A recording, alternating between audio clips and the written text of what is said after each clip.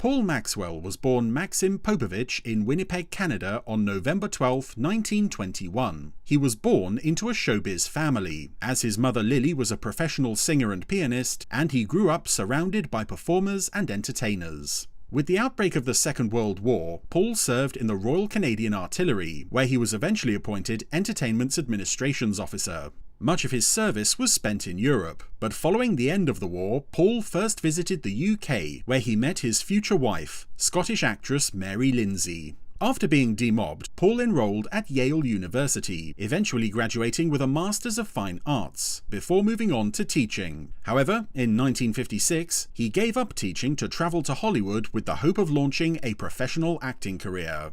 It wasn't long before he was making regular film appearances, in everything from World War II drama Submarine SEAHAWK, Conning tower hatch secured, to B-movies like 1957's Blood of Dracula and 1958's How to Make a Monster. You know, escapism. And that's what you'll give them. Got to. It's the wheels of progress. A clip of Paul from this film would, many years later, appear in an early version of the music video for the Queen song Under Pressure. You'll never get away with killing me. Who's trying to? On television in the late 1950s, Paul could be seen in detective shows like Highway Patrol and Dragnet, and 4 episodes of the anthology series ALFRED Hitchcock Presents. Yeah, he scrubbed it in the sink, and then he washed out the sink. Gotta hand it to old Canby, he's a neat murderer. At the beginning of the 1960s, Paul relocated to the UK. Like many of the American, Canadian and Australian voice artists who worked on the Gerry Anderson shows, he soon found himself very much in demand by UK productions looking to give their shows a transatlantic flavour, such as the action-adventure shows produced by ITC. What have you got for me there, Mr. Drake? No trouble, I'm afraid, Colonel. His first ITC role was as Colonel Doyle in 2 episodes of Danger Man in 1960. Followed by a guest role in an episode of Ghost Squad in 1961. I'm not exactly crazy about that idea, believe me. And the role of Colonel Cutler in 2 episodes of Man of the World in 1962. Now, this man may be your friend, but you've got other loyalties. Oh, now, let me Cutler. finish. I admit this is a dirty job, and I know you don't want to do it. But if this man Wilhelm is what we think he is, we've got to stop him before he does some real damage. And right now, you're the only person in a position to help us, so how about it? Maxwell later returned to Man of the World in 1963 as a different army officer in a later episode, and later played a crooked businessman in an episode of the show's spin-off series, The Sentimental Agent. You want to buy this land back? Precisely. This is what I Why have the in mind. change of heart? Perhaps a twinge of conscience. You'll have to do better than that. On the big screen, he could be seen in the 1962 comedy We Joined the Navy, and had an uncredited role as Bud Fredericks in the 1963 horror classic The Haunting. I think you should have a vacation now. Nobody knows better than me what you went through during your mother's illness. Dirty laundry, smell of that sick room. Talk about mean old ladies. Bud, let the dead rest in peace. Switzerland, the beautiful, peaceful setting for a story from the Saint. Paul was also in regular demand for voiceover work, including commercials and trailers, and revoicing other actors. How would you like to do a picture story on a beautiful girl who's never been photographed before? He soon came to the attention of Gerry and Sylvia Anderson, the husband and wife team behind the recent highly successful family adventure series Supercar. Always on the lookout for actors who could make their SUBMARINE shows feel like authentic American productions, the Andersons hired Paul to voice the lead character in their next series, Fireball XL5. Okay, Venus? Okay, Steve. Right. Let's go. Paul's voice was a perfect fit for the SUBMARINE universe, lending his role as Colonel Steve Zodiac an undeniable heroic quality the instant the character opened his mouth. Well, all I know is that somewhere out there's a living creature in distress, and I can't let that call go unanswered. Children of all ages were enthralled by Steve Zodiac's adventures, and Paul could also be heard voicing occasional guest characters throughout the show's run. Colonel Zodiac, may I introduce the chloroform, the master of the plant world, the beautiful world of plants. The series was extremely popular, not only in the UK but around the world, with Paul also voicing the character in an audio play and several commercials. You've been to the moon before, haven't you? Yes, many times. But remember, Danny, we're imagining this to be man's first lunar shot. We have to look at it from their point of view. They won't know what's down there. Fireball XL5 came to an end after 39 episodes, and although Paul's voice would not be heard in the following SUBMARINE series, Stingray, he would remain involved with the Andersons throughout the rest of the 1960s. I figured you'd be interested. Oh, very interested. Elsewhere in the ITC universe, Paul could be seen in episodes of The Saint, The Baron, and The Champions, and was equally at home playing authority figures or smooth-talking villains. End of the line, Randall. Start walking. And I wouldn't try anything if I were you. I can just as easily shoot you here. Out. In 1965, Paul played the role of Dr. Poulsen in the first episode of the science fiction series Undermined, starring Jeremy Wilkin. It would seem that your brother is totally lacking in normal emotional reflexes.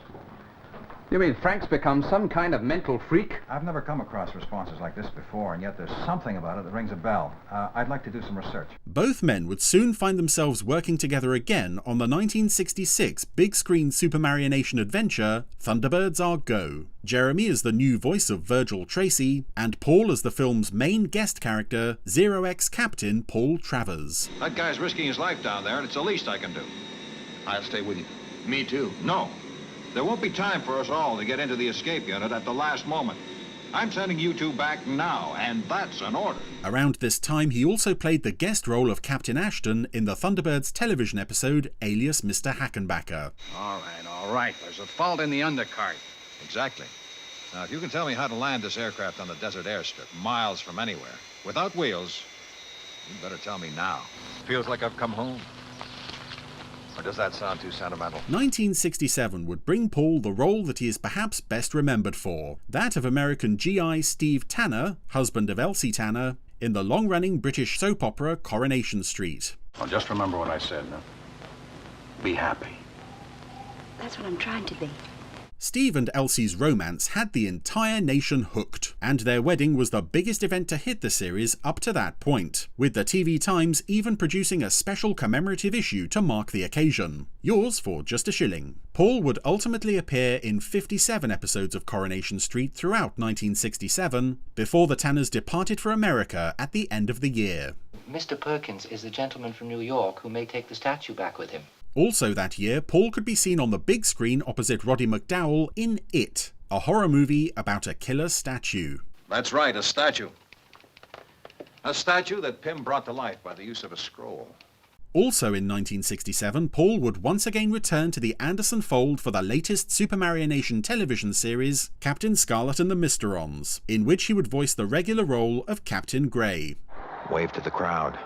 Remember, you're supposed to be the Director General. Now, once you're underway, stop for nobody. I'll follow in 5 minutes. SIG. He also voiced the world president in 2 episodes of the series, including the very first, plus several other guest characters. Now, these Mysterons knew I meant business. That did the trick. They called off the attack. Due to other commitments, Paul would depart the series after the 12th episode, Shadow of Fear, which coincidentally was also the title of a film he had starred in 1963, and the title of a TV movie he would later appear in 1974. Well, you might say we worked in the shadow of fear. Rather than recast the role of Captain Gray, the character instead remained silent for the remainder of the series. Mrs. Elsie Tanner. Yes! The following year, Steve Tanner would make a dramatic return to Coronation Street, although Paul himself would not be reprising the character, as Steve became the show's very first murder victim. Steve? Your husband's dead.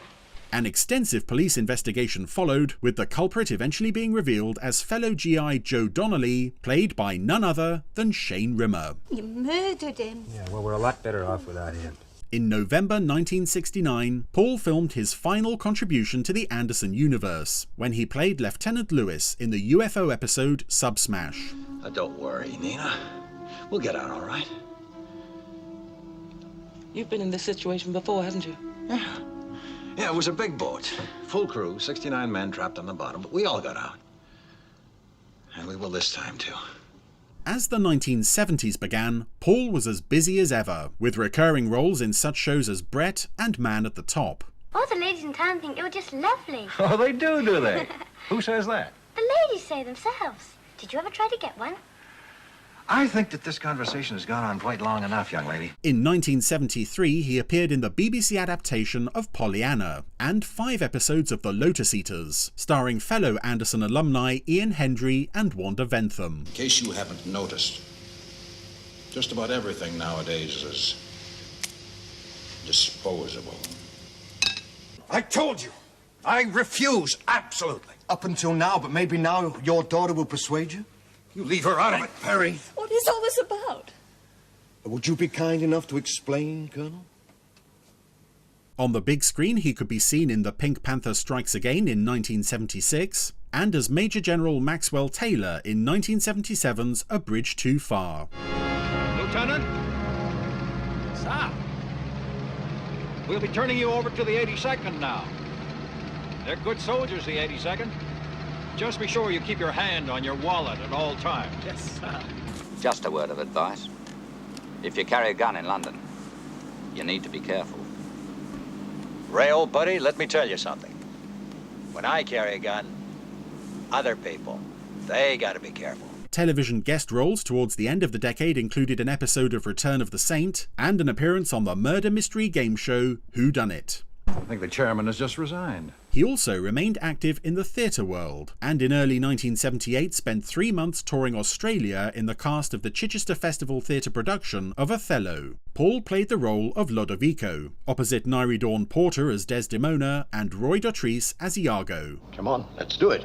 In 1979, Paul returned to the world of UK soap operas when he played Ed Hathersage in 10 episodes of Emmerdale Farm, and also had a regular role in the BBC supernatural drama The Aphrodite Inheritance the same year. Absolutely not. We're the FBI, for God's sake. We're not here to help people. Over the years, Paul would often come back into contact with many of the actors he had worked with on the Anderson shows, including Shane Rimmer and Ed Bishop, and a friendly rivalry developed as they often found themselves auditioning for the same kinds of roles. Paul could be heard in 5 of the 6 BBC Radio 4 produced Philip Marlowe plays, opposite Ed Bishop as the titular Private Eye. There's something wrong around here. I'm going to find out what it is, and if you want to pick lead out of your belly, you get in my way. Well, a tough guy. Only when necessary, soldier. Paul remained busy into the 1980s, and much of his screen career throughout this period saw him taking supporting roles in TV movies and miniseries on both sides of the Atlantic. And if I don't agree, my daughter dies. I find your repeated imputations paranoid, offensive, and slanderous. I repeat, the consortium does not have a dirty tricks department. No. Simply hires one, as and when required. He appeared in a Perry Mason TV movie and an episode of Canadian children's drama series Danger Bay, while in the UK he could be seen in episodes of BBC drama series One by One and Howard's Way. Hell, who remembers the Korean War now? You and me, Jack.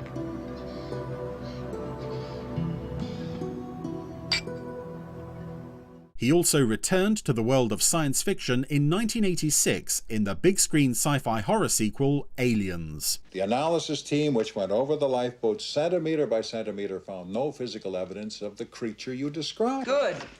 That's because I blew it out of the goddamn airlock. On radio in 1989, Paul could be heard as the voice of Commissioner Gordon in Batman: The Lazarus Syndrome. They told me being police commissioner in Gotham City would drive me insane. I guess it's time you put me away in Arkham Asylum. Oh, don't even joke about that place. Oh, I'm sorry, Barbara. But I'm either crazy or today I saw a ghost.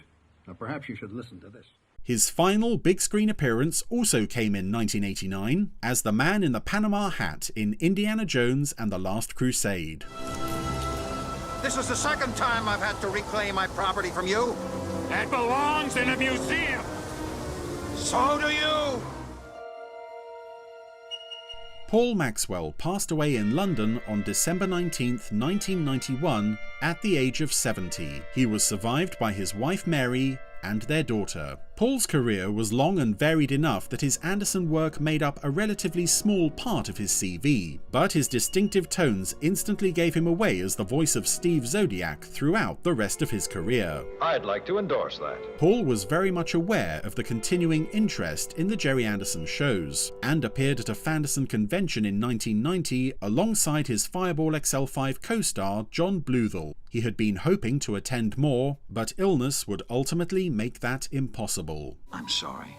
Although it has now been 3 decades since the passing of Paul Maxwell, his work still lives on to be enjoyed by new generations of fans, and not just those of the Anderson shows. Oh, that's nice. Yet those who did grow up with Thunderbirds, Captain Scarlet, and particularly Fireball XL5 will always recognize his unique voice. SIG. And Paul Maxwell deserves to be long remembered as the man who brought to life one of the earliest sci-fi stars of the SUBMARINE universe. I think you're cute, too. Space Patrol, this is Fireball XL5 returning to base. Mission complete. Over and out.